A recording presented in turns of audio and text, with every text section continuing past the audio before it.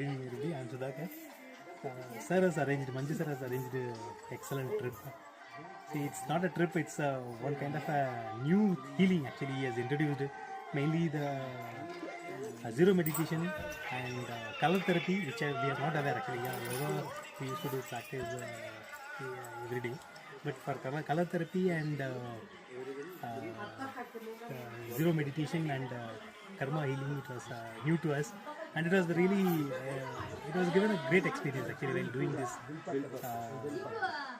When we are going through the meditation, almost 45 minutes we did this. It was excellent experience. It was really very good experience. And then second thing is that he has taken us to the cave. That was really, as Mr. other person was telling, it is like a Manjuala movies. Like Manju sir voice, we went like that only. So you all should experience maybe when sir once again when he plans, you all try to experience that. So thank you.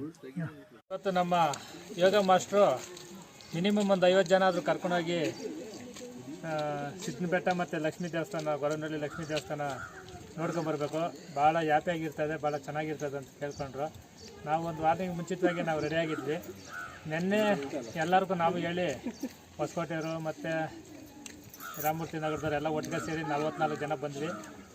ಬಲೆ ಚೆನ್ನಾಗಿತ್ತು. ಬೆಟ್ಟ ಹತ್ತವಾಗ ಮಂಜು ಥರ ಮಳೆ ಬೀಳ್ತಾಯಿತ್ತು, ಸೆಕೆ ಆಗಿಲ್ಲ, ಚೆನ್ನಾಗಿತ್ತು. ಅಲ್ಲಿಗೆ ಹೋಗಿದ ತಕ್ಷಣ ನೀರು ಹಾಕಿದ್ರು, ಬೆಚ್ಚಗಿತ್ತು, ಖುಷಿ ಆಗೋಯ್ತು, ಸ್ವೀಟಾಗಿತ್ತು ನೀರು,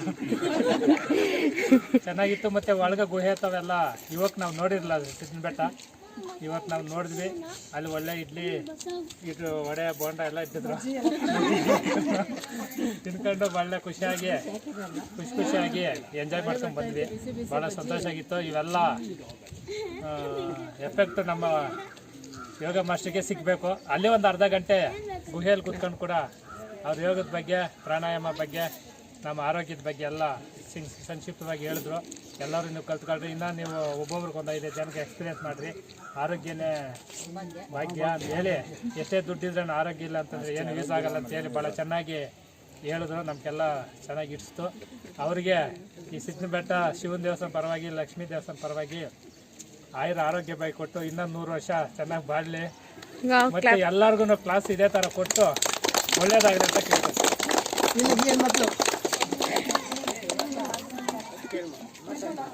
ಓಕೆ, ಅವ್ರ ಪಾಪ ಎಂಜಾಯ್ ಮಾಡಿಲ್ಲ ಇಲ್ಲಿ ಅಲ್ಲಿ ಓಕೆ ಒಂದು